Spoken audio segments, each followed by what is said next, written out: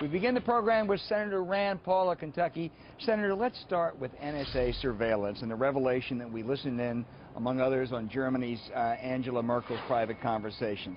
Is this just business as usual, as General Clapper says, and do you believe that President Obama didn't know anything about it? It's hard to believe he didn't know, and my question is, are they tapping the president's phone also? He's got a cell phone.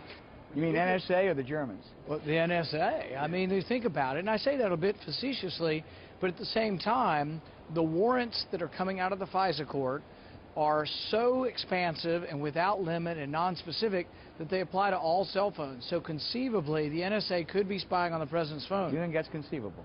Well, I mean, not in a bulk way, yes, that he could be included. Now, I think he's encrypted. He's protecting himself from his own spy agency because he's got his phone encrypted, but do the rest of Americans have to get encrypted phones? There are also reports that the NSA spied on communication links of Yahoo and Google without telling. Now, there's no law against that, but was that an overreach? And should Yahoo and Google be able to release all of the requests they get from NSA? The definition of overreach is everything the NSA has been doing over the last several years. So Yahoo We've gone and Google too far. We've gone too far. The president likes to say there's a balance between liberty and privacy.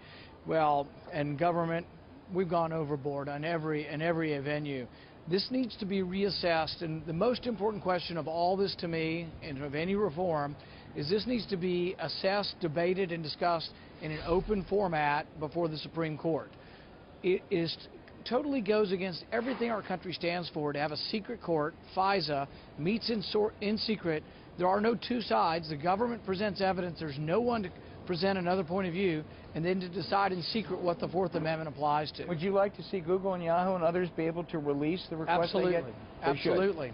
But you know what I would also do, and they may not like this so much, is the Patriot Act took away liability protection or gave them liability protection. My privacy agreement with any of these internet companies is only so good as they believe that I could sue them over it.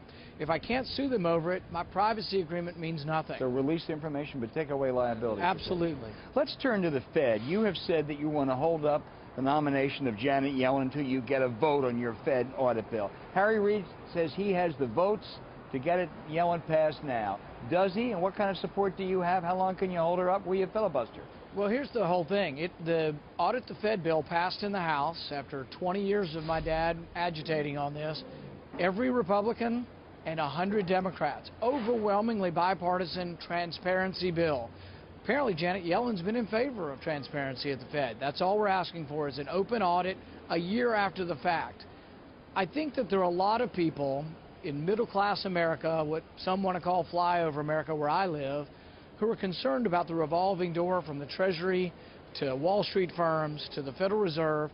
And our concern is, are any of these manipulations of money and money being distributed helping people personally? Are people becoming wealthy off of policy that we should know about? I want to ask you one more question about that, but how about Yellen per se? Will that nomination be approved this year? Will you be able to hold it up? Will you filibuster it? In the old days, you could place a hold on and keep it forever. Even if I stand on the floor and filibuster in a personal fashion, I can only hold it up for 2 days. So she's going to be confirmed? In all likelihood, yes. But I want to draw attention to the fact that Audit the Fed has been held hostage by Senator Reid for 3 years. And once upon a time, he was for Audit the Fed. We have floor speeches all through the 90s. He would come down here with Senator Dorgan, and they were for auditing the Fed. My question is, let us have at least a vote on this. Some people say that if you take away any independence in the Fed, which an audit would do, that it goes to Congress, and that means the party in power can influence, pressure the central bank to adopt policies to their political liking. If they're not doing anything untoward, there should be no reason why we couldn't look at it. This doesn't affect any Fed power. It's a look back over a year's period of time. I think it's the very least we can do. The Federal Reserve is a creation of Congress. They are under our jurisdiction.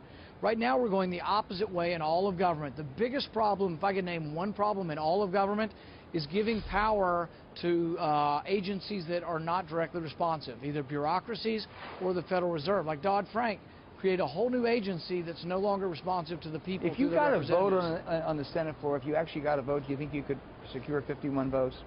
I don't know that we can win. Sometimes they play a game, they don't let you win with 51. You got to have 60. It's unlikely to have 60. We have 25 co-sponsors.